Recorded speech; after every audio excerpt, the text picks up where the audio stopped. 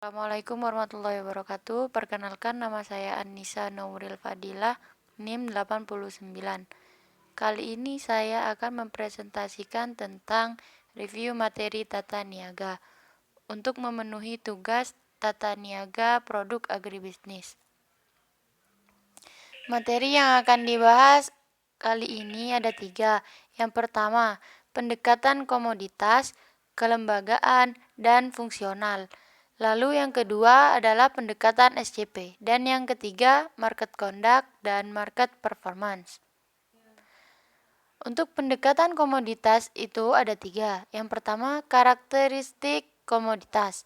Untuk jurnal yang pertama, karakteristiknya sama dengan jurnal yang kedua, yaitu produknya mudah rusak.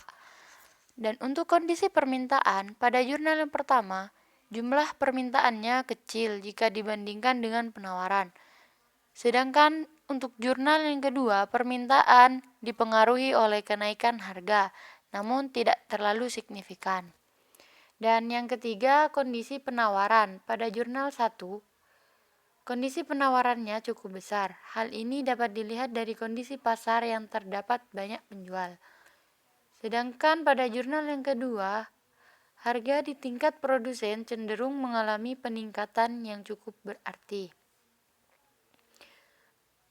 Pada pendekatan kelembagaan, jurnal pertama terdapat lembaga-lembaga seperti petani, pedagang candakula, pedagang grosir, pedagang antar daerah, pedagang pengumpul, dan pedagang pengecer, serta konsumen.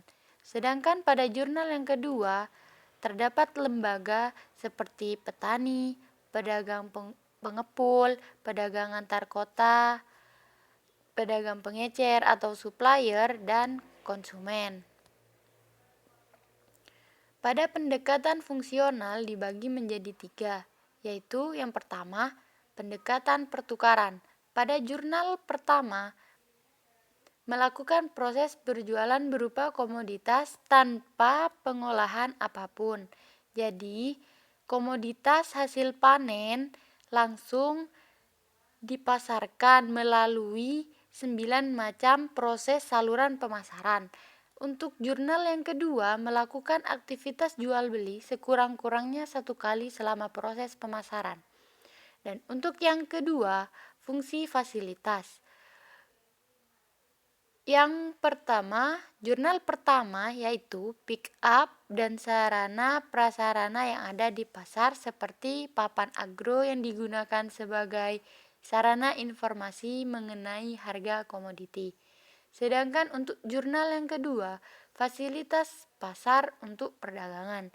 Yang ketiga, fungsi fisik. Pada jurnal yang pertama berupa fungsi transportasi yang digunakan untuk pengangkutan komoditas dari tiap-tiap lembaga pemasaran dan melakukan sortasi serta pengemasan dengan mengelompokkan jenis wortel berdasarkan kualitasnya seperti ukuran dan warna umbinya. Sedangkan untuk jurnal yang kedua menggunakan fungsi fisik pengangkutan dari tempat hasil panen sampai di tempat penggudangan, yaitu penyimpanan sebelum dipasarkan. Untuk pendekatan SCP, yang pertama ada struktur pasar berdasarkan karakteristik. Pada jurnal yang pertama, kita golongkan menjadi 4 bagian. Yang pertama, tingkat konsentrasi penjualan dan pembeli. Penjual lebih banyak dari pembeli sehingga termasuk ke dalam pasar oligopsoni. Untuk tingkat diferensiasi produk tidak mengalami pengolahan, jadi tidak ada nilai tambah dalam proses pemasarannya. Untuk barriers to entry, pedagang baru harus mampu beradaptasi dan masuk dalam jaringan kelembagaan yang ada di pasar, serta mengikuti aturan main yang sudah ada. Sedangkan khusus pedagang grosir atau retail, hambatannya lebih rumit dibanding lembaga pemasaran lainnya karena perlu menyelesaikan terlebih dahulu urusan perizinan dan administrasi sewa kios dengan pihak pengelola. Untuk tingkat pengetahuan pasar, di jurnal yang pertama menyediakan informasi tentang harga komoditas yang selalu dicatat oleh media elektronik atau radio di sini yang bekerja sama dengan petugas penyuluhan untuk disiarkan ke seluruh Jawa Timur bahkan nasional, serta ditulis di papan agroinformasi yang telah disediakan pada areal pasar. Untuk jurnal yang kedua, berdasarkan karakteristik pada tingkat konsentrasi penjual dan pembeli, proses pembelian kepada petani dan penjualan kepada industri pengelolaan makanan, obat-obatan, dan kosmetika. Dan satu orang pedagang pengepul juga sekaligus berperan sebagai pedagang antar kota atau pulau. Di tingkat diferensiasi produk, tidak terdapat diferensiasi produk karena langsung dijual hasil panen tanpa pengolahan terlebih dahulu. Untuk barriers to entry atau hambatan keluar masuknya pasar terdiri dari keuntungan biaya mutlak berupa permodalan, karakteristik produk yang mudah rusak, mengalami beberapa hambatan seperti pendistribusian dan terbatasnya persediaan, serta persaingan yang dialami antar pedagang. Untuk tingkat pengetahuan pasarnya sendiri, di sini petani kurang mengetahui informasi harga jual komoditi di pasar pada saat itu. Jadi, membuat petani menjual harga komoditinya tidak sesuai harga di pasar.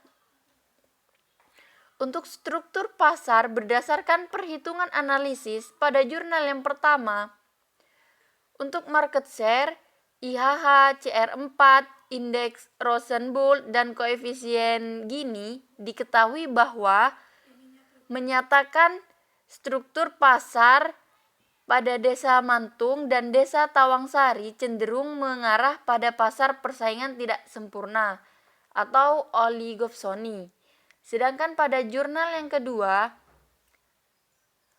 struktur analisisnya menunjukkan bahwa pasar ini termasuk pada pasar persaingan tidak sempurna, yaitu struktur pasar duopoli, karena hanya terdapat 2 pedagang pengecer yang terlibat dalam proses pemasaran cabai di tingkat desa.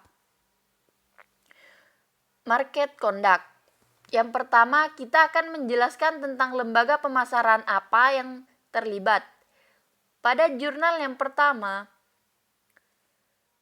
lembaga pemasaran yang terlibat ada pedagang canda gula, pedagang grosir atau retail, pedagang antar daerah, pedagang pengepul, pedagang pengecer, serta petani dan juga konsumen.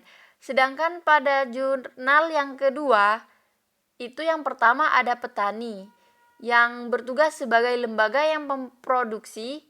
Yang kedua pedagang pengepul, yaitu lembaga yang mengumpulkan komoditas dari petani yang kemudian disalurkan ke lembaga berikutnya. Untuk yang ketiga ada pedagang antar kota atau pulau. Lembaga ini berfungsi sebagai penyalur dari pedagang pengepul ke lembaga yang lebih kecil seperti pedagang pengecer, yaitu lembaga yang biasanya berhadapan langsung dengan konsumen akhir. Dan yang terakhir tentu saja konsumen sebagai pembeli produk dari petani melalui beberapa proses atau saluran yang terkait di jurnal tersebut. Nah, yang kedua, kita akan menjelaskan pola saluran pemasaran apa saja yang terdapat dalam jurnal yang saya review ini.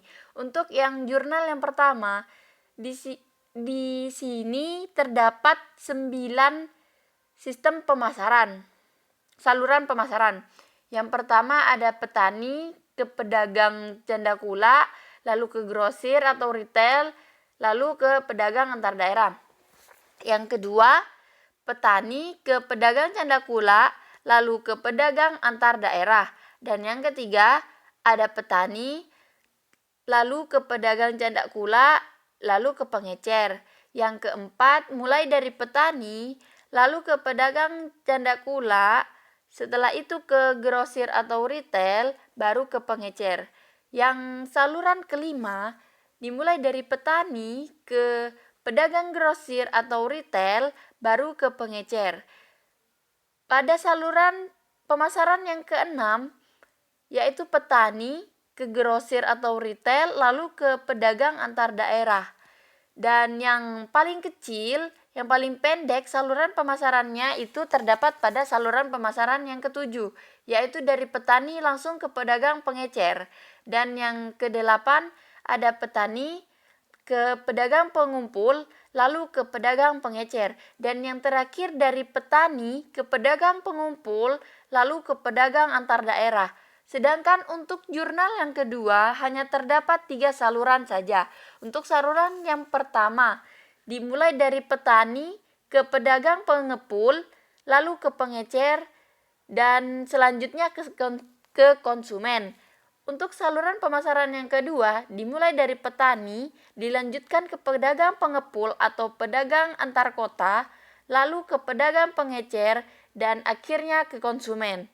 Dan untuk saluran pemasaran yang terakhir, yang ketiga, itu dimulai dari petani, lalu dilanjutkan ke pengepul atau pedagang antar pulau, baru kita salurkan ke supplier, dan supplier akan menyalurkan ke hotel. Nah, selanjutnya fungsi-fungsi pemasaran yang dilakukan lembaga. Pada jurnal yang pertama, ataupun jurnal yang kedua, di sini tidak dipaparkan secara jelas mengenai lembaga khusus yang melakukan fungsi pemasaran tersebut. Jadi di dalam jurnal ini hanya menyampaikan keseluruhan atau kesimpulannya. Yang mana pada jurnal yang pertama, pedagang hanya melakukan sortasi, grading, dan pengemasan untuk membedakan harga wortel atau melakukan fungsi pengangkutan untuk menciptakan nilai tambah atau place utility. Selain menetapkan harga yang berbeda untuk ukuran wortel yang berbeda, pedagang juga menetapkan harga yang berbeda untuk kualitas warna umbi dan kemulusan umbi wortel yang berbeda. Biasanya wortel yang ditanam di lahan tetelan harganya relatif lebih mahal karena kualitasnya yang bagus, yaitu warna umbi lebih cerah dan mulus serta tidak gampang busuk seperti ketika ditanam di ladang maupun sawah. Sedangkan pada jurnal yang kedua, di sini pedagang hanya melakukan sortirisasi dan grading setelah proses penyimpanan. Untuk kebijakan dalam penentuan harga, pada jurnal yang pertama diketahui bahwa tidak ada kebijakan harga standar dari pemerintah, melainkan penentuan harga sendiri itu di tingkat petani lebih dikuasai oleh pedagang candakula dan grosir atau retail. Sedangkan untuk pedagang pengepul itu pada kelembagaan tradisionalnya. Nah, dan untuk jurnal yang kedua, kebijakan harga itu ditentukan oleh petani yang kemudian ditawar oleh pedagang pengepul sampai tercapai kesepakatan harga. Nah, untuk selanjutnya sistem pembayaran. Sistem pembayaran pada jurnal yang pertama dilakukan secara tunai, sedangkan untuk jurnal yang kedua dilakukan secara bebas, tergantung dengan kesepakatan antara kedua belah pihak. Sekarang kita lanjut ke market performance. Untuk margin pemasarannya sendiri, di jurnal yang pertama, margin pemasarannya itu kecil dan share harganya yang diterima oleh petani besar. Dapat dilihat dari data di tabel tersebut. Dan untuk jurnal yang kedua, margin pemasaran yang paling rendah terdapat pada saluran yang pertama, yaitu sebesar 3.000 per kilo, dan yang terbesar pada saluran yang ketiga, yaitu sebesar 15.000 per kilo. Untuk farmer share-nya dapat diketahui pada jurnal yang pertama, pada saluran ke-7, share harga yang diterima oleh petani besar. Walaupun menguntungkan bagi petani, namun saluran ini memiliki kelemahan karena kapasitas produksi yang mampu dibeli oleh pengecer terbatas, sekitar 100 hingga 300 kilo per hari. Untuk jurnal yang kedua, farmer share terbesar terdapat pada saluran yang pertama, yaitu 86,96%. Dan untuk integrasi pasarnya, pada jurnal yang pertama, diketahui bahwa harga pada pasar dipengaruhi oleh cuaca dan musim yang dapat mempengaruhi kualitas saat panen, dan itu sangat mempengaruhi harga jual nantinya. Sedangkan untuk jurnal yang kedua, penggunaan sumber daya manusia oleh pelaku pasar cukup baik karena membantu membuka lapangan kerja sehingga menyerap tenaga kerja. Progres atau kemajuan teknologi pada pemasaran belum mengalami perubahan yang cukup jauh karena teknologi yang dimanfaatkan oleh pelaku pasar hanya terbatas pada telepon genggam saja. Dan materi yang tadi telah saya paparkan itu saya kutip dari jurnal yang penulisnya adalah Saputra AJ tahun 2017, dan untuk jurnal yang kedua Agnelia Made Ayu Desidora et al. Tahun 2016. Sekian yang dapat saya sampaikan, kurang lebihnya mohon maaf. Wassalamualaikum warahmatullahi wabarakatuh.